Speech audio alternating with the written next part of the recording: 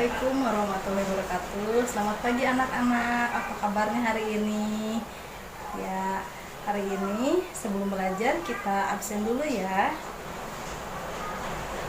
Ya anak-anak, sebelum mulai pembelajaran, alangkah baiknya kita berdoa terlebih dulu. Berdoa dimulai. Baik anak-anak, sebelum memulai pembelajaran, marilah kita menyanyikan lagu Garuda Pancasila bersama-sama. Baik anak-anak, hari ini kita akan belajar mengenai pengaruh gaya terhadap benda. Ya anak-anak, tujuan dari pembelajaran ini adalah satu, ragam gaya yang terlibat dalam aktivitas sehari-hari, kemudian memanfaatkan gaya tersebut untuk membantu manusia mengatasi tantangan dalam kehidupan sehari-hari, kemudian melakukan aktivitas yang berkaitan dengan tema pembelajaran sebagai perkenalan. Selanjutnya mengetahui apa yang ingin dan akan dipelajari dari bab ini, kemudian memahami konsep dasar gaya dan pengaruhnya terhadap benda, kemudian memahami konsep gaya gesek dan manfaatnya dalam kehidupan sehari-hari. Yang terakhir adalah membuat sebuah produk dengan memanfaatkan sifat gaya. Baik anak-anak, sebelumnya ada yang tahu apa itu gaya? Gaya adalah dorongan atau tarikan yang akan menggerakkan suatu benda. Hasil interaksi antar benda dapat menghasilkan gaya yang dapat menyebabkan benda bergerak, berhenti bergerak atau berubah bentuk. Pada kegiatan sehari-hari, manusia menggunakan gaya otot untuk melakukan aktivitas. Gaya otot adalah gaya yang dikeluarkan dari otot manusia atau hewan. Melangkahkan kaki ke depan membuat tubuh berpindah tempat.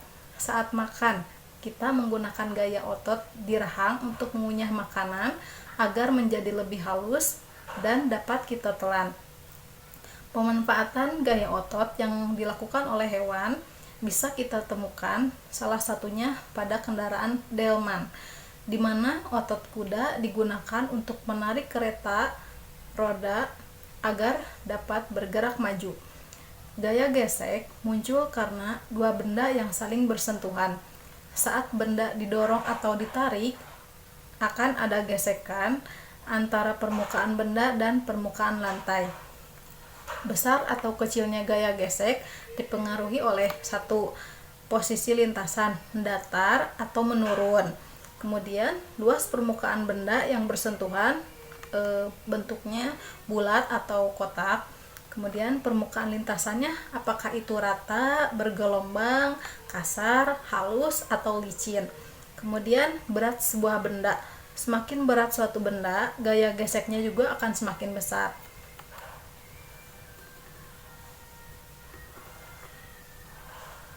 Baik anak-anak, untuk mempermudah memahami pemahaman mengenai pengaruh gaya terhadap benda, yaitu ibu akan mempraktekkan. Di sini ada sebuah box, kemudian ada permukaan datar, kemudian ada juga tali untuk menarik box ini.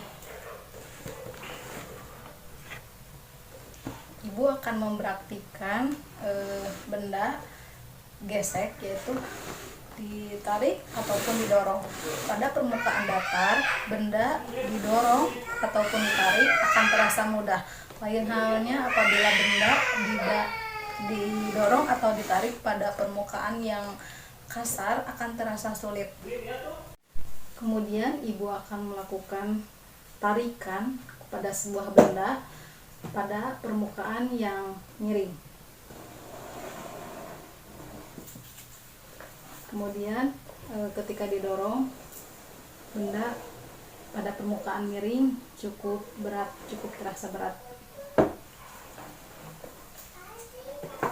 Kemudian ibu akan mempraktikkan percobaan yang kedua, yaitu menggunakan bola. Bola pada permukaan datar akan menggelinding. Kemudian pada permukaan yang miring,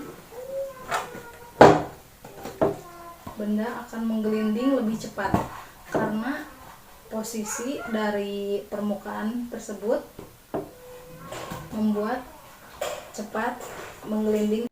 Nah, anak-anak sudah paham ya apa yang telah Ibu praktikkan tadi? Nah, sekarang Ibu mau bertanya, apa itu gaya? Ada yang tahu? Iya, gaya adalah sebuah tarikan atau dorongan untuk menggerakkan suatu benda.